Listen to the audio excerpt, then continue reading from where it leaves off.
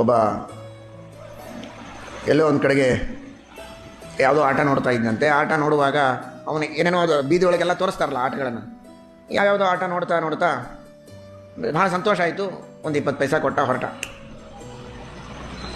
ಆಮೇಲೆ ಮುಂದೆ ಸತ್ತ ಮೇಲೆ ನರಕಕ್ಕೆ ಹೋದ. ಯಮದೇವರು, ನೋಡಪ್ಪ ನೀನು ಬಹಳ ಪಾಪ ಮಾಡಿದ್ದಿ, ಬಹಳಷ್ಟು ಪ್ರಾಣಿಗಳ ಹಿಂಸೆಯನ್ನು ಮಾಡಿದ್ದಿ, ಅದಕ್ಕಾಗಿ ನೀನು ಇಷ್ಟೆಲ್ಲ ನರಕ ಅನುಭವಿಸಬೇಕಾಗತ್ತೆ ಅಂತ. ನಾನು ವೆಜಿಟೇರಿಯನ್, ಒಂದು ಪ್ರಾಣಿಯ ಹಿಂಸೆಯನ್ನು ನಾನು ಮಾಡಿಲ್ಲ. ಎಂದೂ ನಾನು ಮಾಂಸ ತಿಂದವನಲ್ಲ, ನಾನ್ ವೆಜ್ ತಿಂದಿಲ್ಲ. ತಿನ್ನೋದಕ್ಕಾಗಿಯೂ ಕೊಂದವನಲ್ಲ, ಫುಕ್ಕಟೆಯಾಗಂತೂ ಕೊಂದೇ ಇಲ್ಲ ಯಾವುದನ್ನು.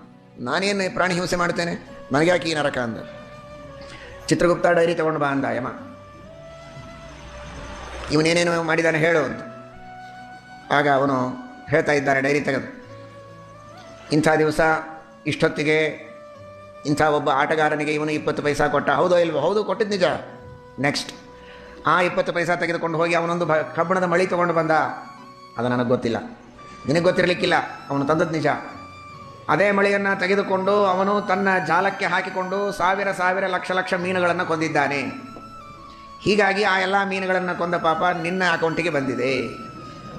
ಅದಕ್ಕೋಸ್ಕರ ನೀನು ಅವನು ಕೊಂದವನಿಗೂ ನರಕ, ನಿನಗೂ ನರಕ.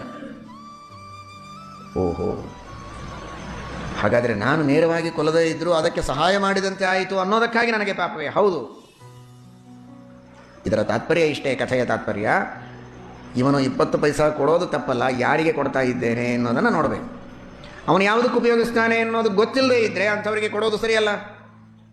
ಒಬ್ಬನಿಗೆ ನೀವು 20 ಪೈಸಾ ಕೊಟ್ಟರೆ ಅವನು ಅದನ್ನೇ ತೆಗೆದುಕೊಂಡು ಸಿಗರೇಟ್ ತೊಗೊಂಡು ಬಂದ ಅಂದರೆ, ನೀವು 10 ರೂಪಾಯಿ ದಕ್ಷಿಣೆ ಕೊಟ್ಟದ್ದನ್ನು ತೆಗೆದುಕೊಂಡು ಹೋಗಿ ಅವನ ಶರೆ ತೆಗೆದುಕೊಂಡು ಬಂದ ಅಂದರೆ ಆ ಪಾಪದೊಳಗೆ ನಾವು ಭಾಗಿಯಾಗಬೇಕಾಗುತ್ತೆ.